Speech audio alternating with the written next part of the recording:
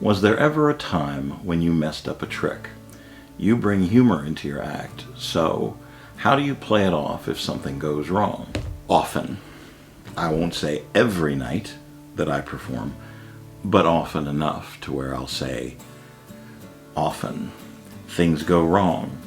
I forget to set a thing a certain way. Something gets moved. There's a glitch in my thinking. Someone responds in a way I didn't anticipate. Things happen and things go wrong. And the answer I have for you is simply that I've done things long enough. I've been a performer long enough to where I have gathered ways out. I have figured out a way to not stumble over my words and lose my place in the act. I know where I'm going, and I'm perfectly happy with taking the long way around, if that's the case. As long as I keep the audience entertained, as long as I continue the story the way I want it to go, in general, they have no idea that I'm off script or that something has gone wrong.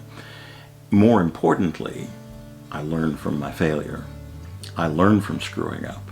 The only way you're ever really going to learn how to do a thing well, to be an expert, to be a master at your craft, is by messing up 1,000 times, 10,000 times. I've been booed off stage for being completely incompetent, and I deserved to be booed off stage that night. Those nights. Improvise, you adapt, and you overcome. Improvise, adapt, and overcome. The more you work, the more you get in front of people, the more you put your feet on a stage and address your art. And I'm just talking about magic, but actors and painters and singers and all the other kinds. Whatever your art is, do it and fail. Fix it and improve. Those are the only ways to go. Have you ever struggled with confidence or self-esteem issues? Or have you always been a natural with performing in front of people? I feel personally that I could be such a natural public speaker, but I can't get over my own self-perception of being foolish, regardless if I was feeling confident or not. I struggle quite a lot with interactions with people when I'm not on stage. Since I was very young, 6 years old when I was first put on stage, that's always felt like a good, comfortable place for me, because even if I'm just sitting at a table and performing close-up magic for someone who's within reach, there is still that disconnect of performer and audience. I reach a very intimate level of connection with the people that I perform for.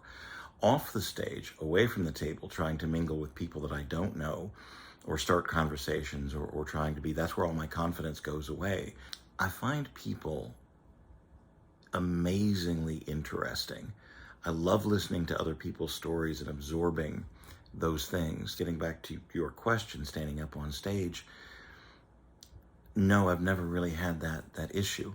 I would gently suggest to you that you look into companies like Toastmasters or places where you can practice speaking in front of people, where there are people who are in the same boat as you, who are also trying to gain confidence and stand in front of people and speak, and can offer each other encouragement and advice from an equal level before you step up in front of strangers.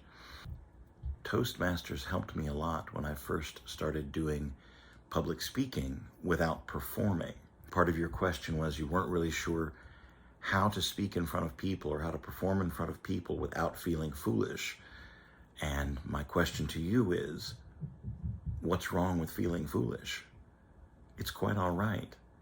We are performers. We are the court jesters of our time. It is our job to be foolish in order to take people outside of their rigid, mundane, stress-filled lives. We need a little foolishness. We need a little silliness.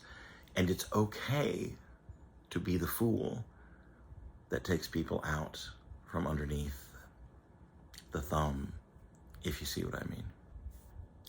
When did you start to perform magic tricks? Was there something else you wanted to do when you chose to become a magician? I started to perform magic tricks when I was 26 years old as a part of a play that I was in and playing a character who was a street magician. When that play closed, when that job folded, I discovered that I enjoyed the art of sleight of hand and performance conjuring so much that I didn't want to do anything else. I had found my calling, if you will.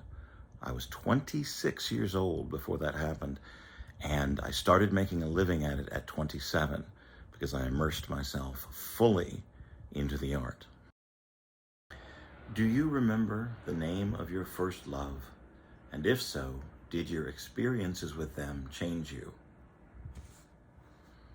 I do remember the name of my first love. I hold it very, very closely in my heart. And the experiences I had shaped me from the day we met forward. And I still fall back on those experiences to this day, though it was many, many years ago. How do you do small talk interesting and memorable?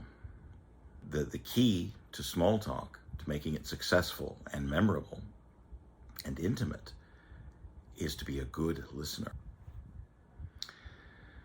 Where do you begin when writing the story around a routine? Do you start with the story and figure out how to execute it, or start with a routine and moves and think of a story to go with them? The answer is both. It happens both ways.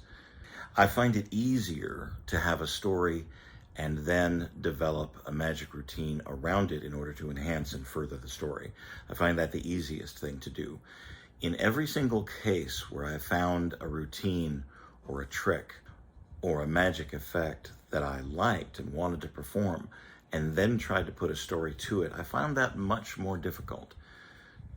I will most of the time find the story first and then find a way to illustrate it with magic, if you understand what I mean. Here's a quick example. Early in my career at a magic convention, I saw a magician by the name of Eric DeCamps. And Eric gave a beautiful show of classic magic routines. Beautiful, beautiful show. Top-notch performer. And in his act, he did a trick called the Cylinder and Coins by John Ramsey. It's a classic magic effect, cylinder and coins. Many people do the routine.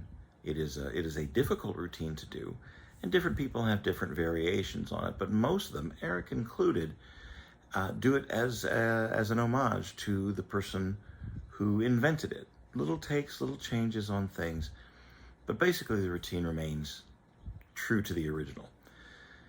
I saw that, and I fell in love with the effect, mostly the way that Eric did it, but I thought that's something that fits me. That's something that suits my idea of what magic ought to look like.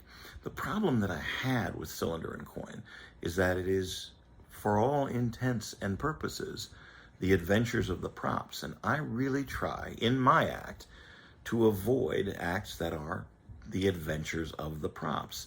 These things happen to these items for the most part. I like a good story.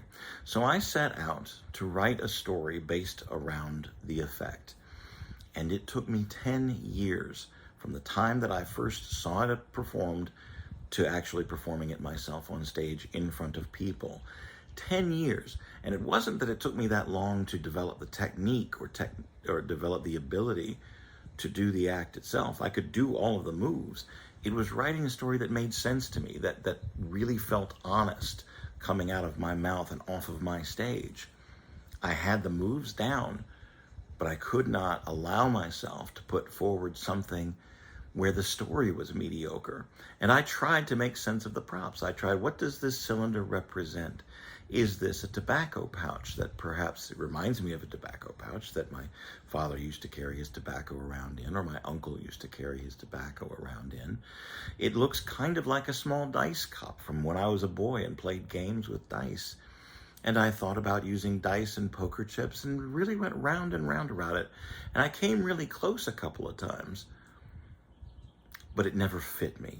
It just never felt honest. And as happens, when it was time, the story presented itself to me.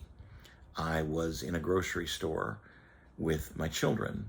I saw a treat that I had enjoyed as a child, and I thought my kids would love this. And I purchased a box of them, a box of push-up ice cream pops, took them home, and my kids loved them, and I spent a little nostalgia time remembering my childhood through these tasty, tasty treats.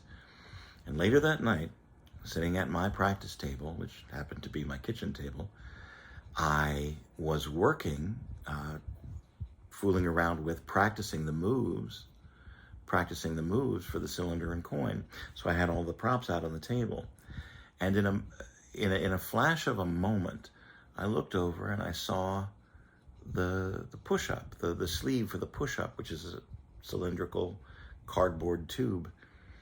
And I thought to myself, wow, it would be really neat if that little tube would fit over these silver dollars that I'm using for this routine. But that's just not possible. And I picked it up and I placed it on top of a stack of coins, and it fit perfectly. And after 10 years of practice, after 10 years of struggling and filling notebooks with ideas, in 5 minutes, the routine wrote itself, and it became a piece that I call Silver Memories.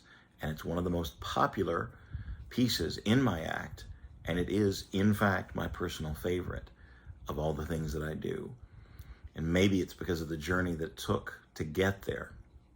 But to answer your question, I think it is far easier, far more artful, far more magic to have the story first and to use the effect as an illustration. And that's all for right now. I will be following up with part 2 of answering your questions very, very shortly. In the meantime, if you have other questions, or if you have questions about the answers that I gave, please write them in the comments below. Happy to talk about anything you'd like to talk about.